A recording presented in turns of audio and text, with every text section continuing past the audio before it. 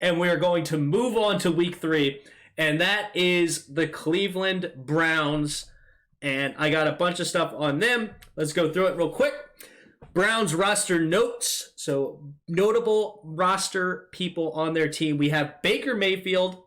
He's been inconsistent, and we can put some pressure on him, but just like you were talking about, he's a gunslinger. He's not afraid to throw it downfield.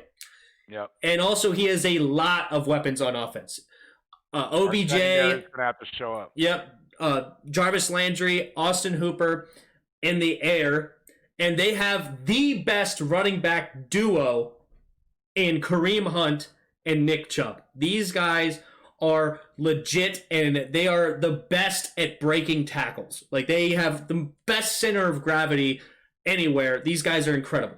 So that's the offense. Defensively, they have 2 really good defensive ends in Myles Garrett, number 1 overall pick, and Olivier Vernon, who they got from the Giants. Denzel Ward is a pretty good corner they have, and Carl Joseph was a first-round pick, and he's a decent safety from, I believe, West Virginia. So Ward's going to be on McLaurin, is what you're saying. Ward is probably going to be on McLaurin, yes. Okay. All right. Okay. So that's some roster stats for that, or notable roster people. All right. We got team stats. Browns are number 2 in total rushing yards, averaging 176.5 yards per game. They are really, really good at running the ball, as I said, with the 2 guys that I talked about.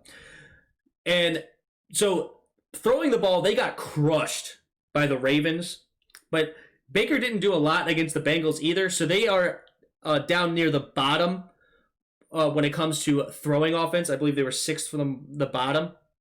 So not very good on the passing department right now.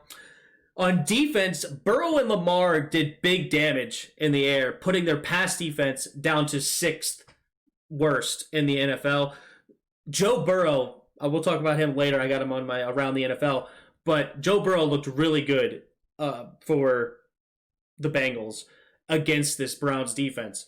And then the run defense is ranked pretty high at number 6, which Joe Mixon's not a bad running back for Cincinnati, and obviously Ravens have one of the best run games in the NFL with Lamar, Mark Ingram, J.K. Dobbins. So the run defense seems to be decent. But is there anything else that you want to add before I go into my 5 things Washington needs to do to beat the Browns? No, I think that covers it.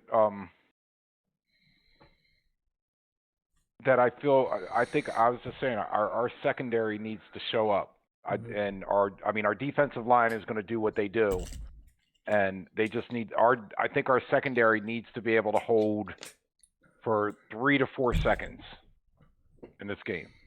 Yeah, in most cases.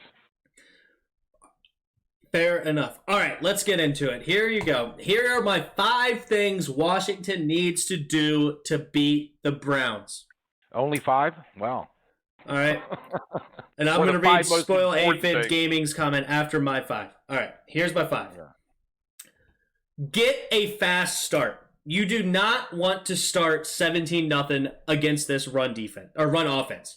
They will wear you down and run it down your throat if you let them.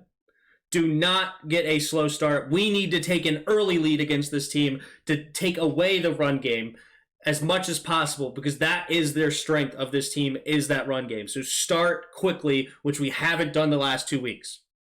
All right. Number 2 thing we need to do to beat the Browns is very simple. It's what football's all about, but it's tackle the ball carrier. As I said earlier when I was talking about Kareem Hunt and Nick Chubb, these 2 guys are some of the best center of gravity running backs in the league. They can break so many tackles just by shedding off tacklers. Have to wrap these guys up. Let the cavalry come to finish the job, but keep them wrapped up. Do not let them shed your tackles. Very simple, but very, very important against this run team.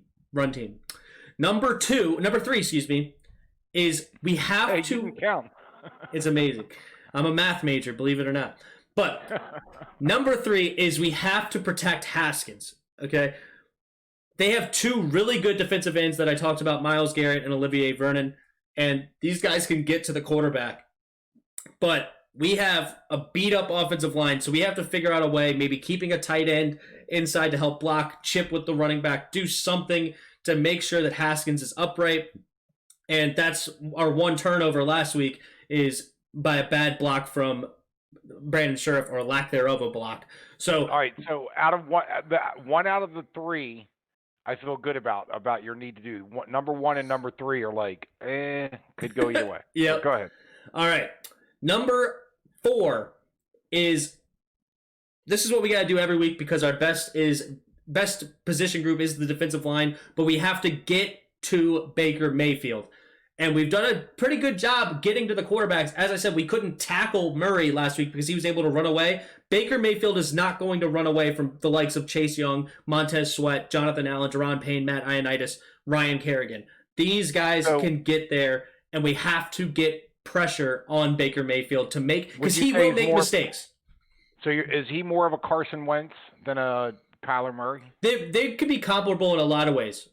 But he's not even close to Kyler Murray. He's not on Kyler Murray's level at all. That's what I'm saying. But so game 1, the only reason why I brought that up, game 1, we sacked Wentz 8 times. Game 2, we sacked Kyler Murray 3. Mm-hmm. So if Baker Mayfield's more like a Carson Wentz, then we can feel better about the prospect of maybe putting him on his butt a few more times than 3. Yeah, we could get to him quite a bit this game. Yes, that's something we're going to have to do. Because he will make mistakes if you get pressure. As I said, he's a gunslinger. He will throw it all over the place. And because of that, if we get some pressure on him, he will make mistakes with that football. And we got to capitalize on those. All right, the last thing is, this is becoming a broken record. This is something I say every single week, but it's extremely important, and Haskins has yet to do it, is hit the open man when it's like a third down, but hit the open man coming across. I've said it now 3 weeks in a row, and he hasn't really been good at it any of those 3 weeks. So, but Burrow and Lamar ate this defense up. Okay? They tore this defense to pieces. Haskins has to do the same as the rookie Joe Burrow. And if he could do that, I think we can beat this Browns team. And that is my 5 things to do. Let me read these comments, and I'll let you talk. All right. So here's Spoiled AFib Gaming. He had a couple comments in a row. He says, stop the run game, and that's it. Lock up Chubb and Hunt. Y'all win. Your defensive line has the advantage. Cleveland's offensive line is trash. He also says, probably get to him like 6 times. So he thinks we're going to get to Baker a lot. And then he goes, I'll say open up the game attacking that secondary, which is what Joe Burrow and Lamar Jackson did against this team. So you're not wrong there. What do you have to say, Dad? Well, I was going to say, first of all, let me say he's not wrong, but I feel better about our defense putting Baker Mayfield on his butt than I do about our offense lighting up the secondary. Not saying it can happen, but and trust me, I will be there rooting them on, hoping for it all. But out of those 2 things, if I had to bet which one's more likely to happen, I would bet on the defense lighting up Baker Mayfield. But that's fair. But, yeah, I think what I want to see and I know I brought this up early, so I don't want to sound like a broken record, but to Ron Rivera, thank you. I'm having trouble with names tonight. I'm sorry. But I want to see Haskins progress with his sense of the pocket. That, again, after listening to Rivera say about his speed at going through his progressions, maybe he is, and I know this is sometimes an innate quality. I'm not sure it's something you can be taught, but to sense the pocket and realize that I have 5 seconds and I have 4 progressions. So each progression gets a second and a little over a second for each progression, and take his time going through the progressions, but still not hold the ball 7 or 8 seconds. You know what I'm saying? It's like, so I think that's a key to me to see. I would like that number be more down to 4 seconds. Like 3.5, 4 seconds is where you should be concerned where the pass rush is. But okay, so 5 seconds was too much, but you get my point. Yeah.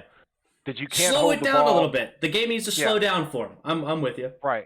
So I'd like to see him stay with the receiver that fraction of a second longer, and go through his progressions, and then learn to feel the pocket.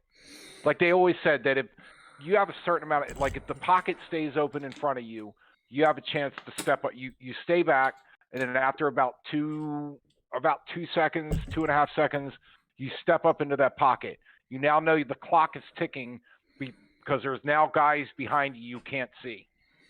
And then if you have a little space to your left, you shift over to that space in the left. Not because you have to, but it's like if there's anybody there, I just shift over to this little spot, and it buys me that little bit more time. Tom Brady's the best at that. Yeah, just making those small movements in the pocket to avoid a QB hit.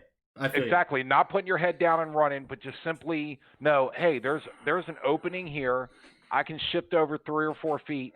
And if there's a guy, I don't even have to look. If there's a guy behind me, I just bought myself another 1.5 seconds or whatever that timing is. And to see him progress to do that to where he gets a little more relaxed. And then to your point, accuracy. And I'm sorry, I still think somebody made the point earlier, he's only started 9 games. So I'm not like ready to throw him on the trash heap.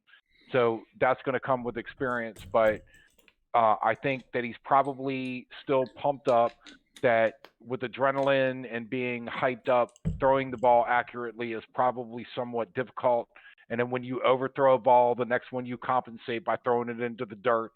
I want to see him get better in the pocket. And then 2, I want to see if maybe Scott Turner can get a little bit more creative with the run game, like a little bit more out, read options. Maybe that's not the best thing for Haskins, but to basically do some misdirection and stop so much running off tackle. Well, I think they did a good job. I think they did a good job about variety in the run game against the Eagles. I don't think that they necessarily read that they needed to do as much variety against a weaker Cardinals front 7, which I don't think they were necessarily wrong about. It's just, as I said earlier, they just didn't have time to run the ball, or they couldn't run the ball because they got so far behind. But a couple more comments here.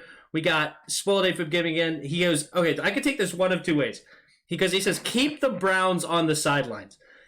He could just be talking about the offense, like we want to keep the offense by keeping the ball, or he could be talking about more of a joking way of how we beat the Browns is we keep them on the sidelines. Like just the whole team just stays on the sidelines and let us play, all right? And so we line the whole field right next to them and not let anybody on the field. We put our whole defense to let them stay off the field. So that could take it to.